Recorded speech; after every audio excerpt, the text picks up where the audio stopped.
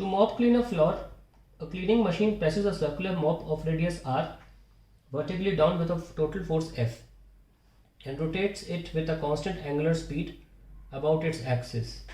If the force F is distributed uniformly over the mop and if the coefficient of friction between the mop and the floor is mu, the torque applied by the machine on the mop is. तो diagram देख लेते हैं पहले. So no mop आपने देखा होगा गोल गोल घूम के वो साफ करता है ज़मीन को. सपोज ये वो सर्कुलर मॉप है और इसको प्रेस कर रही है मशीन अंदर की तरफ, नीचे की तरफ, और ये मॉप एंगुलर स्पीड जो है उससे रोटेट कर रहा है. तो अंदर की तरफ फोर्स लग रहा है और डिस्ट्रीब्यूटेड है यूनिफॉर्मली, और इनके बीच में और ज़मीन के बीच में जो फ्रिक्शन है वो म्यू है. अब हमने इस तरह से मान लिया है, एक एलिमेंटल रिंग ले लेते हैं.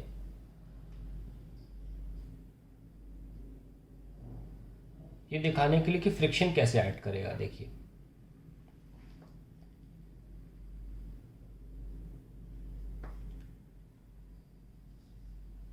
जब हमने इसको क्लॉकवाइज मूव करता दिखा दिया, अभी आप बस ये देखिए कि सिर्फ एक रिंग मूव कर रही है, ज़मीन पे घिसट रही है गोल गोल घूमती हुई, इस तरीके से मान लीजिए. ठीक है, तो अगर घिसटेगी तो फ्रिक्शन फिर किधर लगेगा, किसी भी पॉइंट पर उल्टा. तो अगर हमने इसको ऐसे मूव करा है तो इस पॉइंट पे मान लीजिए इस एलिमेंट पे फ्रिक्शन किधर लगेगा, इधर की तरफ F, है ना. DF ले लें, बहुत छोटी सी एलिमेंट लिए तो हम भी DF ले लेते हैं. इधर पे से x की दूरी पर फ्रिक्शन लेफ्ट लगेगा क्योंकि हमने इसको यहाँ मूव कराया है एग्जैक्टली इस जगह पर.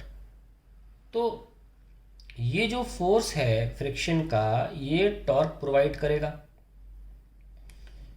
On this element only, that's it. तो हम जानते हैं कि टॉर्क का जो फॉर्मूला होता है वो तो R क्रॉस F होता है, और क्योंकि फोर्स हर जगह इक्वली डिस्ट्रीब्यूटेड है एलिमेंट बाय एलिमेंट, और लेकिन ये R तो बढ़ रहा है ना, दैट मीन्स जो टॉर्क होगा वो अलग अलग आएगा एट अलग अलग x वैल्यूज़, क्योंकि ये R मैटर कर रहा है इस इक्वेशन में. दैट मीन्स हमें फिर ये इंटीग्रेट करके ही सॉल्व करना पड़ेगा कि टोटल टॉर्क क्या है, क्योंकि एक x की दूरी पर एक गिवन टॉर्क होगा, x ज़्यादा जाओगे तो और अलग टॉर्क आएगा, क्योंकि फॉर्मूला क्या है R क्रॉस F.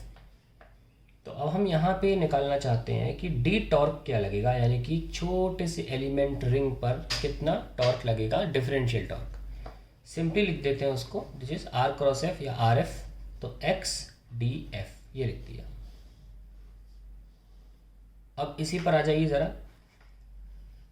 जैसे कि हम नॉर्मल क्वेश्चंस में जहाँ पे ये mg होता है और ये F होता है और ये रिएक्शन होता है, और अगर बॉडी की टेंडेंसी इधर जाने की तो फ्रिक्शन इधर लगा देते हैं, F हो जाता है म्यू R. सिमिलरली यहाँ पर नीचे फोर्स लग रहा है dm, क्योंकि एलिमेंट लिया है तो हम पूरे का मास अगर कैपिटल M या स्मॉल m ले लें तो एलिमेंट का मास dm होगा, dmg. ऊपर होगा रिएक्शन, यस और नो. और साइड वे अगर इधर मूव करा रहे हो तो साइड में ऐसे टेंजेंशियली हमें फ्रिक्शन मिल जाएगा, जिसकी वैल्यू क्या होगी, dF is equals to mu dr, है ना. और dr की जगह लिख सकते हैं म्यू dm इंटू जी, हम ये लिख सकते हैं. So D tau is equals to x और dF की जगह म्यू dm इंटू जी. अब हमें dm लिखना आना चाहिए, कैसे लिखें देखिए. पूरी जो रिंग है उसका रेडियस r है, तो पाई r स्क्वायर का जो मास है वो m है, तो 1 का कितना होगा m upon pi r square. और जो एलिमेंट लिया है उसका एरिया हम कैसे लिखते हैं, सर्कमफ्रेंस इनटू थिकनेस, ऐसे लिखते हैं एरिया. एलिमेंट्स का ऐसे लिखा जाता है, यानी कि circumference 2πx into dx. So we have m upon pi r square into 2πx dx. Pi से pi cancel, we got 2m by r square x dx.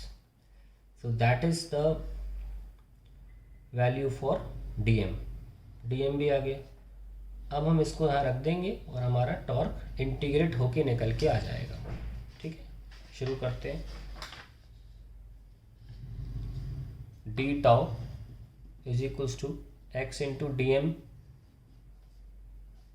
Mu d m g, और हमने क्या निकाला था d m 2m/r² into x d x, ये d m था, और into g, that is d tau. थोड़ा रीअरेंजिंग कर लेते हैं, 2m/r² म्यू जी और x² dx कर लिया रीअरेंज, डी टाउ।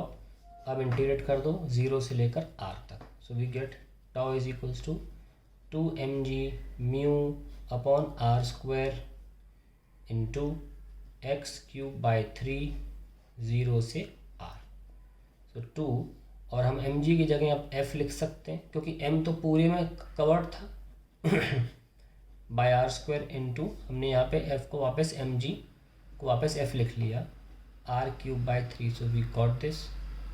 सो टॉर्क कितना आया 2μf r/3, that is the answer to the question, so we have A as the correct option.